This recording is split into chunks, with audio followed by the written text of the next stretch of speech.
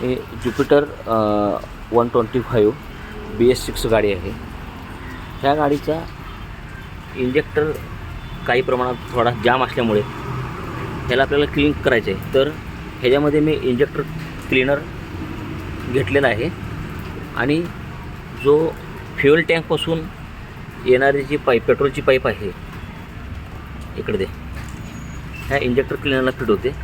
ते आम्ही pressure check करून ते पेट्रोल ह्याच्यामध्ये जे येणार आहे ते ह्या सोडलं आणि ह्या अशा सिस्टमद्वारे आम्ही आता इंजेक्टर क्लीन करणार आहे. तर तुम्हाला जेणेकरून इंजेक्टर जाम असला तर कशा प्रकारे क्लीन करावा ही एक छोटीशी आमची आयडिया आहे. आवडली असली तर नक्की तुमच्या कामास उपयोगात येईल मेकॅनिकल बांधवासाठी.